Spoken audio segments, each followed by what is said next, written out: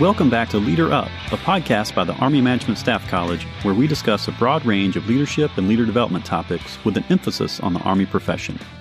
In today's episode, we meet with Ms. Christina Love, Program Lead for the SES Engagement Program within AMSC's Department of Enterprise Leadership. Hello and welcome back to Leader Up.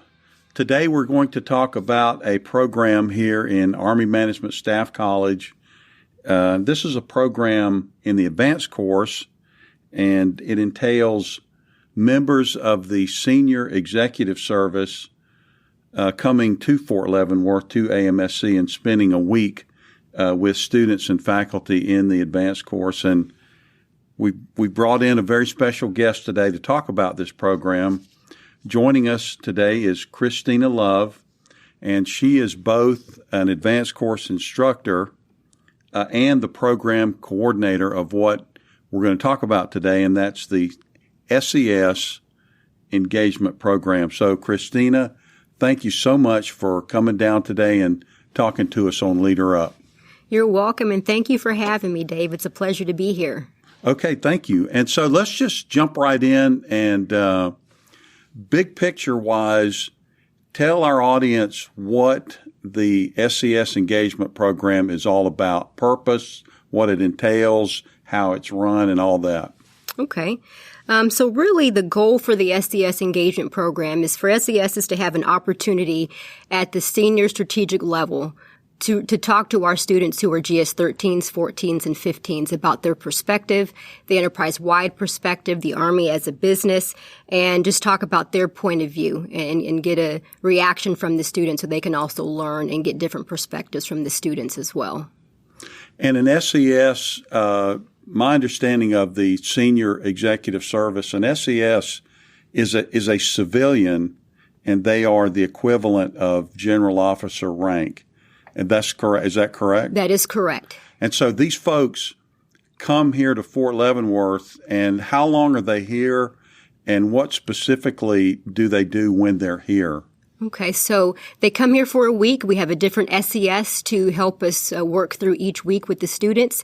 And there are 4 main roles that they will have depending on what week they are here for. So all of our SESs will participate in one-on-one mentoring and coaching sessions. They will all also participate in classroom engagements. The week 3 SES will provide a enterprise-wide perspective plenary session with all of the students. And then the 4th week SES will be the keynote speaker during graduation.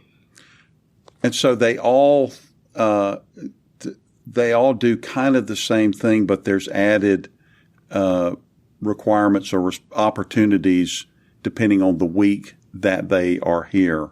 That's what I'm hearing. Yes, that is correct, Dave. And so let's go back and talk about each one of those, starting off with what you refer to as the coaching and mentoring. Just tell me a little bit more about how that works, what the purpose of it is, and what kind of things go on with that part of the program. Okay. So there's a sign-up sheet that we have posted in our main area, in the main office area. So it's a first-come, first-served basis that students will have starting the first day of the course to sign up to speak with each of the SESs that are here. So each one-on-one session may consist of something different depending on what the students' needs are at the time. And sometimes it may take for them to hear from the SES to really understand if this is someone that they would like to speak to. But each one-on-one session is about 30 minutes, and it can vary from asking questions about career development, career enhancement, reference materials, and possibly even how to become an SES. And so what I'm hearing you say is that if I'm an advanced course student, I have this opportunity to go and meet with an SES and ask them whatever kind of career questions that I might have, to include something like how could I become, what could be a path for me to become an SES? Yes, that is correct. And so the other thing you talked about was that they're in the classroom as well. So first we have this opportunity to interact with the SES individually in these coaching and mentoring sessions. And then there's also engagement in the classroom. So what is that like? What kind of things happen in the classroom?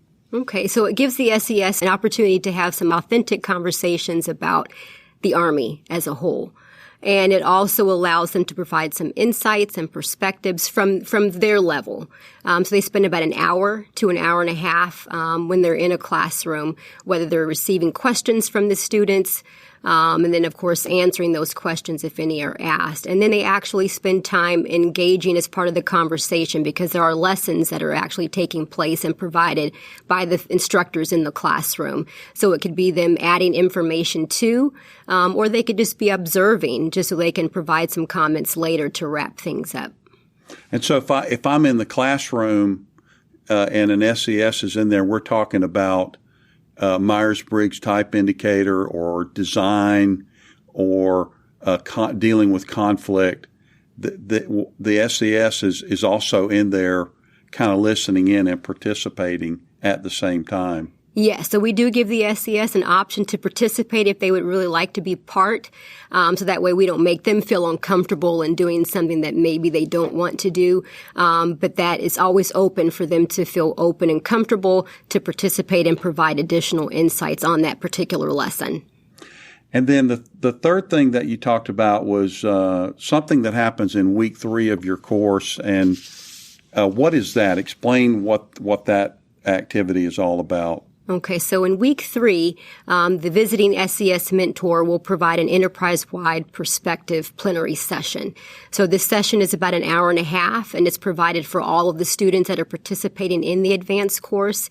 And it's just giving them a perspective on, how does the Army manage change? So the topics do vary depending on the SES. We may provide them some topics that they can talk about, but sometimes they may just gauge on what they've learned from the students or what they've been asked, and sometimes they will shape their presentation based off of that. But the main goal is to help prepare them as they segue into force management. How does the Army manage change, and what does that look like? And when we use a term, this term enterprise level, and I know the advanced course is working at the enterprise level. That's the emphasis. That means, just explain what that means to be at the enterprise level. Okay. How do strategic leaders think? What do they do? One thing we ask the students to look into is, what does your boss think about? How does he or she make decisions? How do your boss's bosses think? And how do they make decisions? What is the business aspect of the Army? What does that look like? How do you lead change? How do you provide those results? How do you build coalitions? Being able to help them see up and out, looking at the Army as a whole, as opposed to what they're currently doing in their current job. If they don't have that access to SESs, or they're not in a position to really provide that information to other senior leaders higher up. And so it pulls, what I'm hearing is this pulls me, the GS 13, 14, or 15 somewhat out of the day-to-day fight of just getting the job done, and it pulls me into a kind of a higher level to start thinking about the Army more broadly. Mm-hmm. And this SES, who is working at that level, has the ability to come in and explain the viewpoint of folks who are at that quote-unquote enterprise level. That is correct. And so the other thing that you talked about that they do is the graduation, which is week 4. And so just tell us about that week 4. What happens in week 4, and how does the SES what role do they play in that last week? Okay, so in week 4, we have our How the Army Runs presentations. So depending on what seminar the SES is in, they will actually listen to an hour or an hour and a half presentation provided by the students on force development, capabilities generation, acquisition, PPBE. So it gives the SES an opportunity to really see what these students have been working really hard on as they're providing these presentations. The week also will wrap up with leader development, their leader development plan presentation. So the SES, he or she will sit in on there. just so they can get a grasp of where do they see themselves as leaders in their current state, their future state, is there any obstacles getting in the way, all the way to what is their operational approach to help them reach those goals. And then the final day, which is Friday, they will serve as the keynote speaker, providing 5 to 10 minutes of remarks. And then they will also present the certificates to each student, also with a photo opportunity. And let's go back and talk a little bit about the background behind this program. How long has this been going on? Okay, so the program initially started October of 2014. At that time, it was Miss Gwendolyn D. Felipe. She was the deputy to the Assistant Secretary of the Army for Civilian Personnel. And so she felt that there was value to our program based off of what we were providing, that having SESs would be value added to our program. And I'll be honest with you, I was here when this program started, and I thought it was a great thing that AMSC was going to do.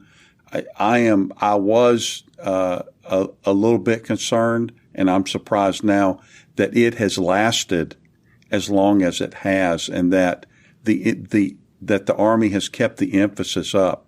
So for something that's been going on for over 5 years, it sounds more than 5 years.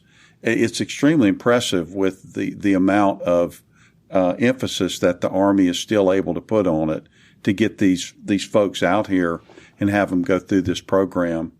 And let me just ask you, approximately how many over these 5 years, how many SESs have come here to Fort Leavenworth and participated in this program? To date, we have had approximately 180 SESs participate. That's amazing. And some of those, somewhere in that number, there's some people who have come back, who have participated and come back a year later and done the same thing, I'm assuming. Yes, that is correct. So we have some that have at least participated 2 times or more. And so we do have one SES that has participated at least 8 times. And that includes our resident courses as well as when we travel for our mobile education team program. Okay.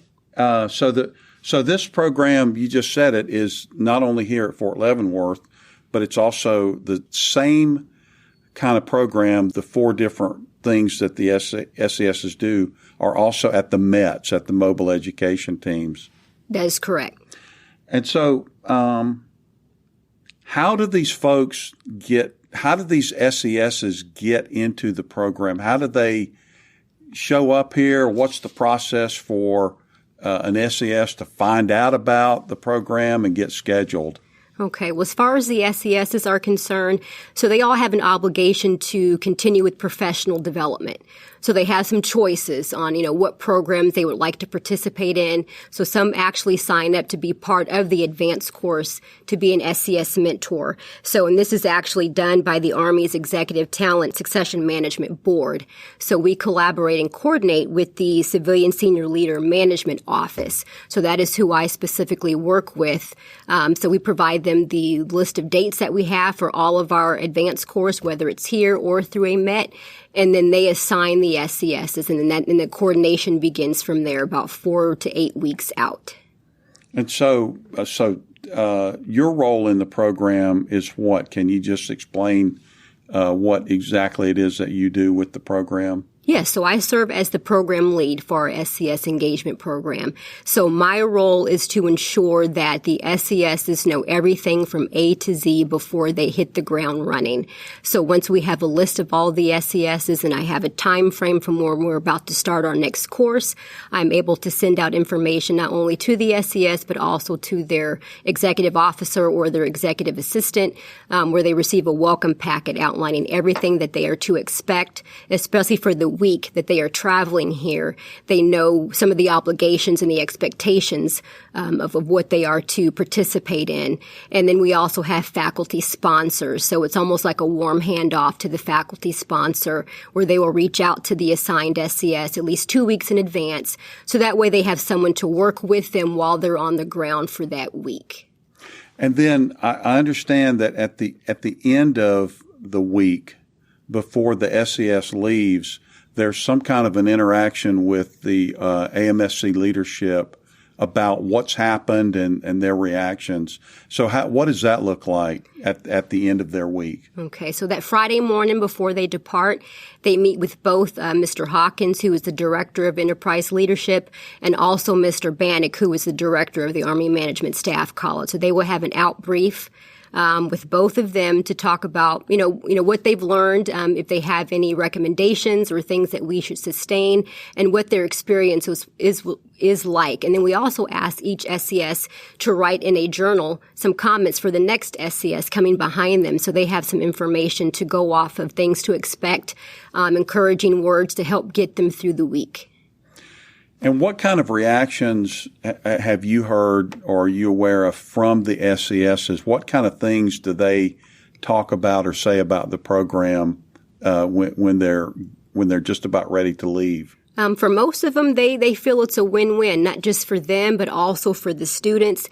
They really like the authentic discussions that they are able to have with the students, and they just feel this is a value-added opportunity for them to engage with our workforce and being able to provide their insights to our students. And so they provide a service to the students by coming here and sharing their knowledge, but they also they have things that they take away from the students through this interaction. That is correct. And a lot of it usually happens when they go through Army design and they're actually working on their project for their final brief. So based off the information that the SES has heard, sometimes they're able to take information back to help impact change at their level. And what about the students? What kind of reactions have the students given about the program? The students actually, for some of them, they think this is the best part of the program because a lot of our students don't always have access to speak to senior leaders at that level. So it just helps give them another perspective. It gives them an opportunity to see outside of what they're doing. So they do start to think up and out. They do start to think about the possibilities, and they're able to see, like, maybe this is something that I can aspire to be just based off of what I've heard and what I've seen. And then it gives them that encouragement to kind of seek other developmental opportunities for their future. And SESs just help me understand, just from your interaction with them, SESs they have all different backgrounds, skills. Some of them are retired military. Some of them came right up through the civilian service, just like a lot of other folks did. And so they bring a really broad range of knowledge, capabilities, and wisdom to the classroom or to help these students out when they get here. That is correct. So they're coming from all over, inside and outside of the United States. And so we really try to encourage our students, just because they may not be from your command does not mean they don't have valuable information to offer. Think about what it is that you need or what you can possibly gain from these senior leaders that come to visit. And so you are not only do you do this program, but you're a regular advanced course instructor. And so let me ask you about what you see in the classroom, because you're in there with the SESs while they're interacting with students. And so what do you see as from the instructor side as the benefits or the positive things that happen in this program? Okay, from what I see, and it's something that we set out to do or see, but I really feel that having the SES in the classroom helps to validate and reinforce what we do in our curriculum as facilitators. Yeah. Okay, well, Christina, I really want to thank you for joining us today. And I want to ask you one more question. Is there anything about this program that our audience, our Leader Up audience, needs to know that I have not asked you about? Okay. Well, first, again, let me say thank you for having me. And so what I will say is I find that our SES program, and I've stated this many times, it is value added. It truly is a win-win situation for the students as well as the SES. It is empowering, and it is certainly worth the investment for our students. Okay. Well, thank you, Christina Love. Thank you again for joining us today. And audience out there, thank you for listening into this edition of Leader Up. If you have any questions about today's episode or this podcast, please check out the description for our email or for our website. Thanks for listening.